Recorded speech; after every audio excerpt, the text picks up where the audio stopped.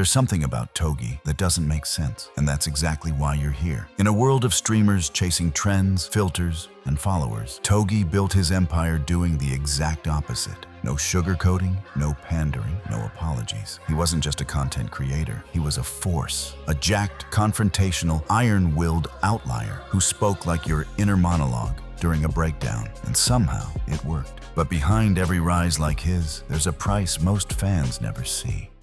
Want to dig deeper? Head to SLOTSTREAMERS.BIO for exclusive bios, massive wins, and all the drama.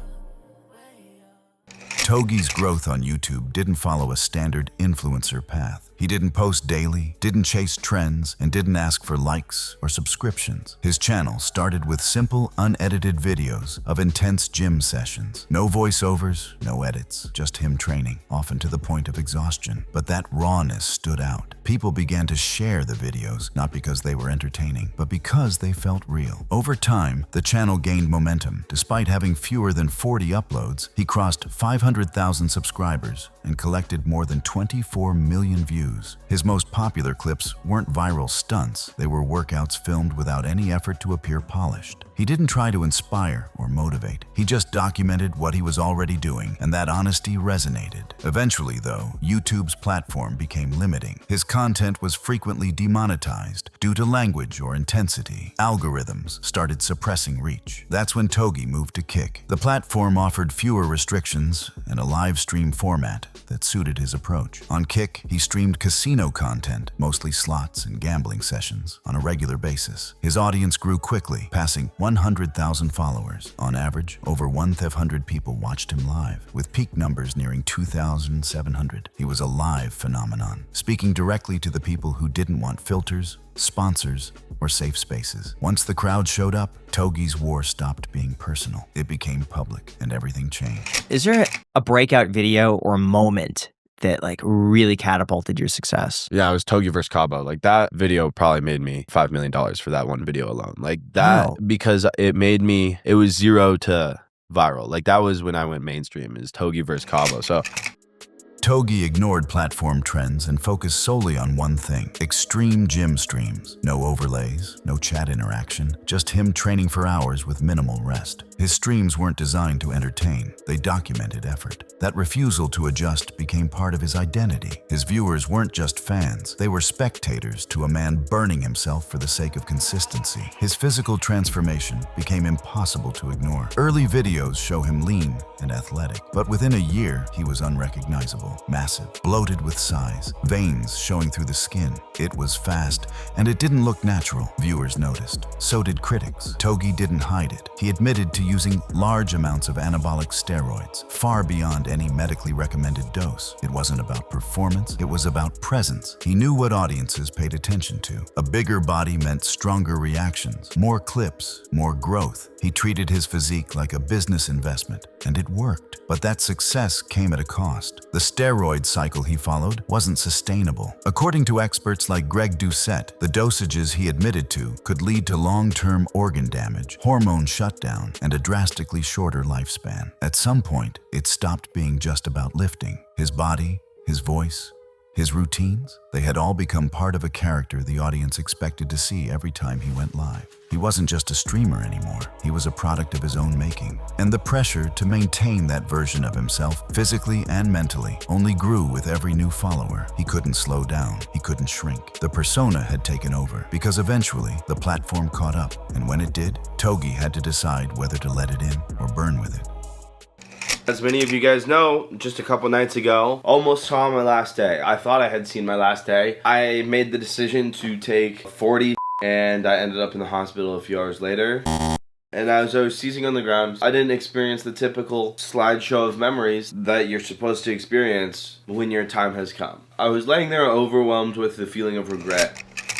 As his audience grew, so did the expectations. Togi's streams had built a reputation for intensity, discipline, and control, and over time, that became a standard he was expected to meet every time he went live. Moments of silence or fatigue were rarely seen as normal. They were often questioned or interpreted. Vulnerability didn't always land well with the audience. Some saw it as honesty, others as inconsistency. The more defined his public image became, the harder it was to step outside of it. Maintaining that version of himself himself, physically and mentally, turned into its own kind of pressure. Over time, signs of strain started showing on stream. His energy shifted. Some sessions felt aimless, others abruptly ended. He often drank while streaming, sometimes heavily. And there were moments where he appeared visibly intoxicated or out of it. In several clips, including ones he's acknowledged himself, he spoke about blacking out midstream. These moments weren't hidden or accidental. He spoke about them openly. No matter how much you have gambled, it gets very stressful. So if I'm not 8 beers deep, I don't start gambling. Like usually, ideally,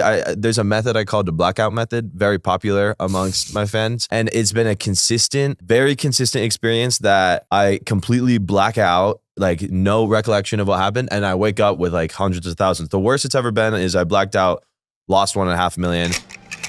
Outside the stream, Togi continued to be a source of controversy, but not collapse. Rumors still followed him about addiction, instability, or burnout. But at the same time, he was clearly still in motion. He kept streaming, kept showing up, and most importantly, he kept signing new deals. His partnerships with platforms like Rubit, Stake, and Red Rock weren't just active, they were lucrative. Whatever his audience speculated, the business side didn't dry up, and that says something. Despite criticism and unpredictability, he hasn't disappeared or burned out. He's adapting, slowly, and not always convincingly, but the effort is there. He's testing new content, talking about change, and continuing to build around a version of himself that isn't just driven by chaos. It's not a dramatic fall, and it's not a full reinvention either. It's a strange middle ground, one where he's still trying to figure out what comes next, without losing what kept people watching in the first place. And that uncertainty between holding on and moving forward is exactly where the next chapter begins. It was head to toe the worst pain I've ever felt for hours. I get panic attacks and I start freaking out. I get what's it called? Sleep paralysis that I am laying there and I think I'm dying again or like having a seizure very frequently. Togi's low point didn't play out like a scandal. It came with real consequences. At one point, he nearly died. He's since spoken openly about addiction, health issues, and how far things had gone. In a podcast appearance, he reflected on what his story represents, the reality behind the rock star lifestyle, and how viewers, especially younger ones, should see it not as something to admire, but as a warning. He admitted he's afraid of dying, but more importantly, he talked about his goal moving forward. It's not about provocation or attention, it's about impact. He wants people to laugh, not in denial, but in relief.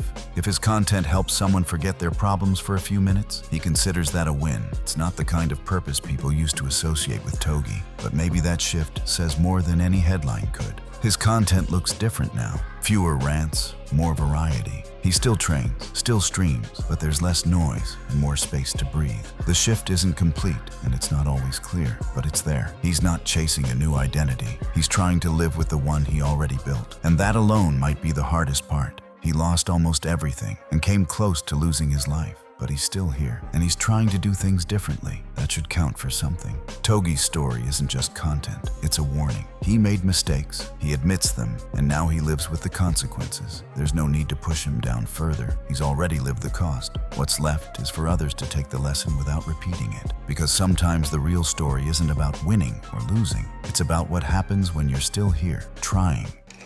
And if you're curious about the stories behind other streamers, head to SLOTSTREAMERS.BIO for deeper profiles and the drama that keeps viewers coming back.